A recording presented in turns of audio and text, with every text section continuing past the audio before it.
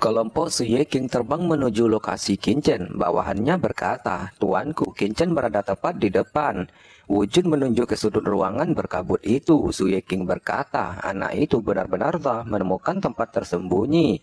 Ini adalah berkah, ayo bunuh dia dan ambil rahasia Kendo darinya. Ketika saya menguasai rahasia Kendo, Hanli dan Leng Xingpeng tidak akan mampu bersaing denganku lagi." Suye King berkata dengan penuh semangat. Ketika Suye King menemukan Kincen, dia tertawa dan berkata, "Hahaha, nah apa kamu tidak terluka?" Tatapan Kincen mengental mengapa dia bisa ditemukan oleh orang-orang ini. Tetapi tidak ada kepanikan di wajahnya. Dia berkata dengan ringan, "Orang-orang berusaha menemukan cara untuk memasuki lantai 4. Apa yang kamu lakukan di sini?" Suye King mencibir di sudut mulutnya dan berkata, "Kamu benar-benar arogan, tidak tahu bagaimana memberi hormat ketika melihat kursi ini datang. Dan kalian berdua menemukan tempat yang tersembunyi, berpura-pura berlatih, padahal kalian melakukan hal-hal seperti itu. Hei, keduanya benar-benar pantas mendapatkan reputasi mereka. Mereka sebenarnya suka melakukan hal-hal seperti itu di siang bolong." "Tutup mulut baumu," teriak Yukiansu berkata dengan marah. Mata Kincen langsung menjadi dingin. Dia melirik Suye King dan sekelompok orang di sekitarnya.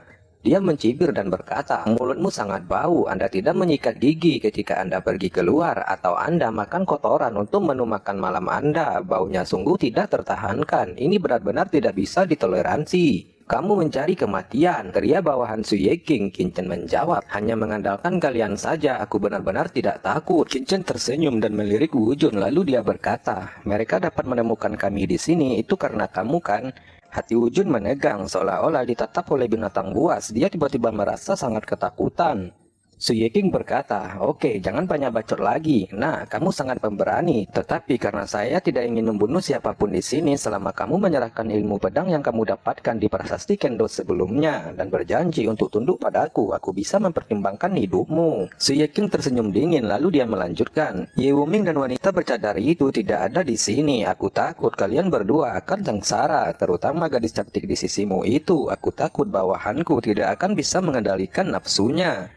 Prajurit lain di sekitar Suye King tiba-tiba tertawa menyeringai. Tawa itu penuh dengan niat cabul dan mata mereka menatap Yukiansu dari atas ke bawah. Wajah Yukiansu menjadi dingin. Awalnya Kincen tidak ingin berurusan dengan Suye King dan yang lainnya. Bagaimanapun ini adalah sekte pedang iblis. Membunuh Suye King akan sangat merepotkan. Tetapi sekarang pihak lain berani melecehkan Yukiansu. Bagaimana bisa Kincen menanggungnya? Apakah pihak lain berpikir bahwa tanpa Ye Wuming dan Jiruyu di sisinya mereka bisa menghinanya? Jika demikian, Suye King terlalu banyak berpikir. Pedang karat ditarik keluar dalam sekejap dan Kincen berkata dengan dingin, "Jangan bicara omong kosong lagi, cepatlah jika kalian ingin melakukannya. Jika tidak, maka cepat pergi dari sini."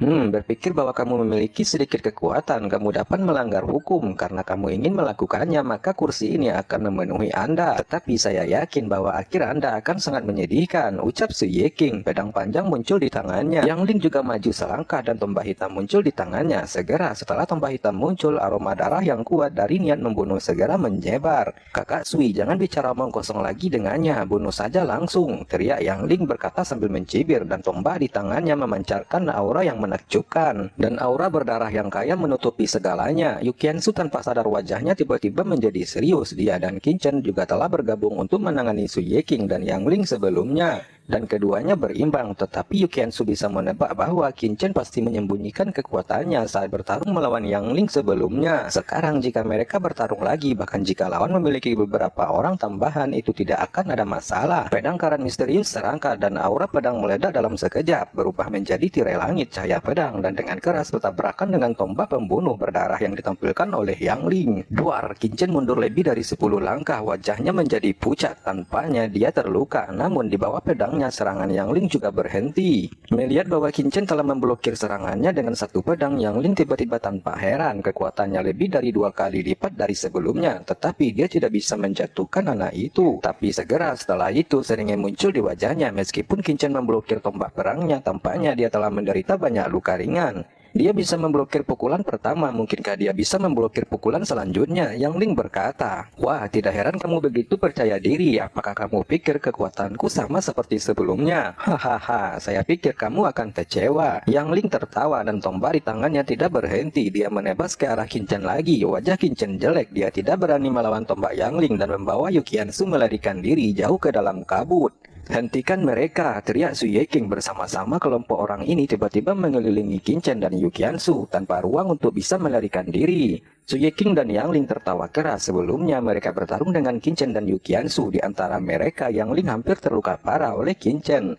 Tapi situasi saat ini sangat berbeda. Su Yeking berkata, "Nah, jangan melawan, serahkan ilmu pedang itu dengan patuh, mungkin masih ada kesempatan. Kalau tidak, kamu akan mati." Qin Chen menjawab, "Jangan terlalu banyak berpikir." Qin Chen melirik Yu Qianzu dan berkata, "Ayo bunuh mereka." Niat pedang yang mengerikan meletus dari tubuh Qin Chen. Yang Ling tersenyum dan tombak berdarahnya juga bersiap-siap menyelimuti Qin Chen. Duar, sangat kuat. Wajah Yang Ling sedikit berubah. Harus dikatakan bahwa kekuatan putra ini memang menakutkan. Dan dia bisa bertahan begitu lama di bawah serangan tombak misteriusnya. Kekuatan seperti itu pasti telah mencapai tingkat arogan yang terkenal di dunia. Namun mampu membunuh jenius seperti itu hari ini membuat Yang Ling sangat senang. "Kakak Sui, segera bergerak. Aku tidak tahan lagi." Ekspresi Yang Ling sedikit berubah. "Pedang pembunuh Dao ekstrim," teriak Qin Chen yang baru saja menguasai niat pedang pembunuh pamungkas. Segera setelah pedang ini dilepaskan, niat pedang di lantai 3 menara segera tertarik dan aura pedang yang menakutkan seperti lautan besar itu langsung membanjiri Yang Ling. Tidak baik, Yang Ling terkejut. Sosoknya mundur dengan keras dalam sekejap. Sama dia terperangkap dalam aura pedang ini, dia tidak akan mati dan akan terluka parah. Qin Chen berteriak, "Bisakah kamu pergi?" Badai mental. Badai mental yang mengerikan jatuh ke pikiran Yang Ling seperti pedang tajam. Setelah akhirnya mengambil kesempatan ini, bagaimana mungkin Qin Chen membiarkan Yang Ling melarikan diri begitu saja? Meskipun ada kabut yang melindungi kekuatan spiritual di menara Jian Yi ini, seberapa kuatkah kekuatan spiritual Qin Chen? Dia sudah melangkah ke pangkat Kaisar Wu dan bahkan kekuatan mentalnya sudah melangkah ke pangkat Kaisar Wu dan bahkan sisa kekuatan mental yang tersisa membuat pikiran Yang Ling langsung pusing. Saat berikutnya darah memercik, kepala Yang Ling terangkat ke langit, tubuhnya jatuh ke lantai. Kemudian tombak dan cincin penyimpanan Yang Ling langsung jatuh ke tangan Qin Chen. Prajurit yang tersisa semuanya ketakutan dan mereka hampir tidak bisa mempercayai mata mereka. Tidak, bagaimana ini mungkin? Tidak, pada saat ini Su Yeking benar-benar terpana dan kekuatan yang ditunjukkan Qin Chen benar-benar mengejutkannya. Dengan satu ayunan pedang, Yang Ling dan 7 jenius pendekar pedang lainnya telah tewas. Dia terkejut, tetapi sebelum dia bisa bereaksi, pedang karat misterius di tangan Qin Chen telah menyapu ke arahnya. Wajah Su Yeking menjadi pucat. Suara mengerikan meledak di antara Qin Chen dan Su Yeking. Su Yeking langsung terlempar ke udara oleh aura pedang kuat Qin Chen dan seteguk darah menyembur keluar dari mulutnya. Su Yeking berkata, "Yang mulia, jika Anda memiliki sesuatu untuk dikatakan, tolong," ujar Su Yeking buru-buru berkata. Dia melanjutkan, "Sebelumnya saya telah ceroboh, Yang mulia telah berkultivasi begitu banyak, sumo sangat terkesan. Lebih baik bagi kita untuk saling berteman. Mulai sekarang pintu sekte pedang iblisku akan selalu terbuka untukmu." Qin Chen berpikir, raungan yang disebabkan oleh pertarungan sebelumnya dengan Su Yeking terlalu keras. Sulit untuk menjamin bahwa itu tidak akan terdengar oleh orang lain. Dia harus membunuh Su Yeking secepatnya dan kemudian pergi dari sini.